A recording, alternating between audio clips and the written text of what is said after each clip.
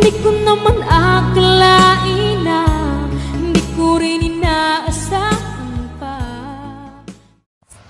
Narito tayo ngayon upang matunghayan ang napakainit, nagbabaga at talaga namang pinaka-inaabangan na latest issue ni Ate Erica. Sa pagpapatuloy ng ating istorya ay sinasabi nga dito ni Kalingap Val Santos Matubang na wala daw talaga siyang kinakampihan.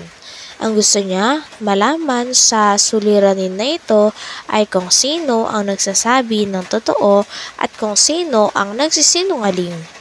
Tinutulungan niya lamang din daw si Lolo Miguel at si Ate Erica at ang kapatid ni Ate Erica na si Sheila May na magkaroon ng kalinawan sa isa't isa.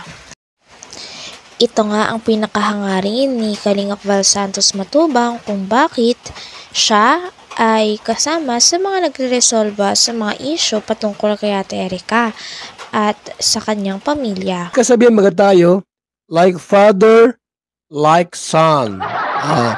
Like daughter, like mother.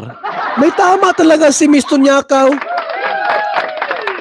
Ang nangyari sa inyo ngayon, dahil na rin sa iyong kalokohan. Sa iyong kagagawan. Sabi ni Miss Tunyakaw. May tama po! Dito mga kalingap, wala tayong kakampihan dito. Ayaw kong magtampi kung sino-sino. Ang hinahanap ko po mga kalingap, yung katotohanan kung sino po ang nagsasabi ng totoo. Ngayon, ito po mga kalingap, mga kaibigan. Igwaning video si Bupel. Si Bupel,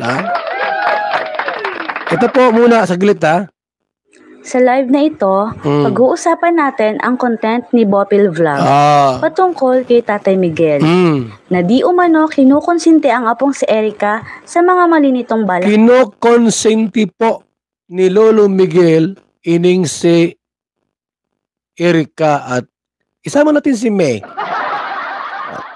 Gawin. Gayon pa man, dahil sa busilak ang kalooban ng ating mga kalingap sa pamumuno ni Kuya Val Santos Matubang, handa pa rin silang magpaabot ng tulong para sa dalawang matanda sa kabila ng naging issue sa pagitan nila. Sa buhay ng tao, mas maigi ng tumutulong kesa sa tinutulungan. Pero kung ikaw ang napili, magpasalamat at makontento ka. Dahil kung minsan, ang pagiging gahaman sa salapi at katanyagan ay nagdudulot ng pagsisisi at kapahamakan. Pwede po, no? Yung sinasabi ng iba, ang pira daw po ay sanhi ng lahat ng kasamaan. Tama ba yun? Dahil nga sa statement ng vlogger na ito ay may mga nag-comment na talagang pera daw ang dahilan ng mga masasamang gawain sa mundo. Maraming ang netizens ang nag-agree dito at sinasabi na totoo ito at meron namang hindi. I-explain naman ni Kalingap Val na totoo ito dahil ito daw ang pinakakailangan natin para mabuhay sa mundong ibabaw, ang pera.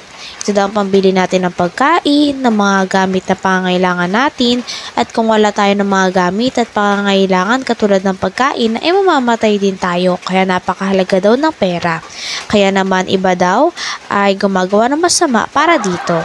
Sagot daw kayo kung tama o mali. Kung may masabing tama. Ang pera daw po ay ugat o sanhi ng mga kasamaan. Sino masagot?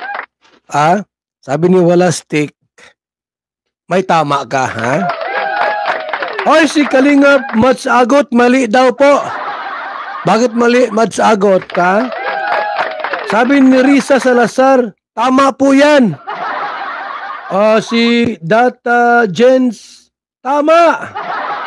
Si Lucky Rom, tama. Maraming tama dito mga Kalingap. May mga tama kayo.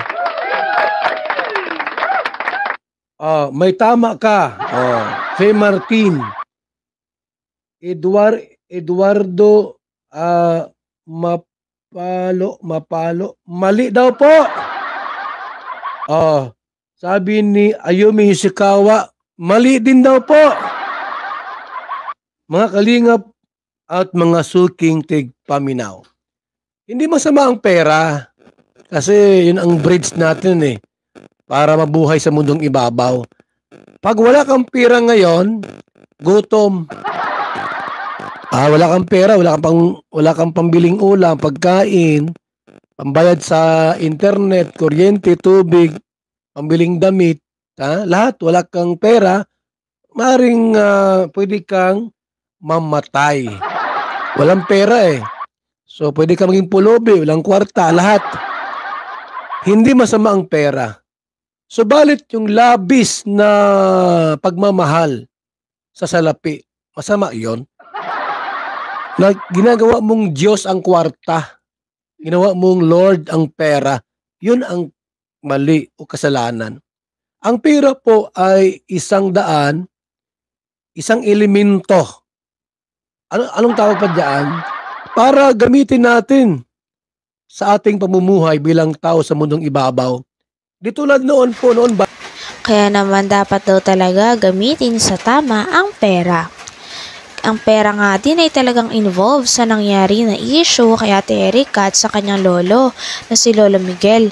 Ito ay dahil umalis nga si Ate Erica sa Kalingap upang ang sponsor o ang pera ng mga sponsors ay direkta na lang daw na maibigay sa kanila. Ito ay sinet up nga ng kanyang kapatid na si Sheila May. At nung nagkaroon na ng pera si Ate Erica at ang kanyang kapatid na si Sheila May ay dali-dali nga silang umalis sa poder ng kanilang lolo na nagpalaki sa kanila simula bata pa sila. Pagkatapos nito, hindi na nga sila nagpakita ni anino nila sa kanilang lolo at kanilang pamilya. Pera din ang dahilan nito. So ginawa ang pera po, ang money, para magamit natin sa ating pamumuhay. Ayan, di ba? Pero gamitin sa tama ang pera. Huwag nating mahalin ng labis ang pera. Bagkos, gamitin natin para sa ating ikabubuhay. Ayan. Ito po mga kalingap, ang video po ni Bupil Vlog. Ito po yung kanyang video. Ayan. Yan na. Yan na po Ayan na guys, muli nagbabalik po ang inyong lingkod. Ayan. Mega love shoutout po sa ating lahat. Ayan, good morning, good evening, saan man kayong sulok ng mundo. Opo. Ayun na guys, Ay, pasensya na, Kuya Bal. Ano? Ay, live si Kuya Bal kanina. Ngayon ako live. Sabi ko, Kuya Bal, ako daw may bumaliktad na. Ay, hindi ho ako bumabaliktad. Sino sabi? At katunayan talaga, itong si Tunyakaw. Ano? Si Glenn. Glenn. Hindi iyan ang pangalan. Hindi. Alam ko na, Kuya Bal, sige, alam mo na pala. Katunayan, bida-bida yan. Sige. Pasensya na guys, medyo na-advance na po yata yung isip ko. Na-advance. At nauna. Matalino ka ay. Ikaw pag president ng mga Marites. Eto na. Sabwatan ba ang nangyari? Ay, sabwatan ba ang nangyari? Kay Lolo Miguel. Erica. Panahon na ito, binablog ni Kalinga Prab. Di umano, ay hindi na magpapablog. Itong dalawang magkapatid dahil magpupokus sa pag-aaral. Yan, binanggit nila yan. Yan ang topic natin. Guys, ano sa palagay ninyo? Si Lolo Miguel ba ay naging konsentidor? Yon ang tanong. Ay, ituloy. Ba't nawala? I feel beautiful because I treat my hair with keratin. Keratin? Skip na po at ito ay live ta, mga kaibigan. Dahil kailangan tang pong magmadali ngunyan. Hanggang dito na lamang muna ang inyong pinakahinihintay, pinakainaabangan, nagiinit at talaga namang sobrang latest na update sa issue ni Ate Erica. Maraming salamat sa inyong panonood. Hanggang sa muli. Bye!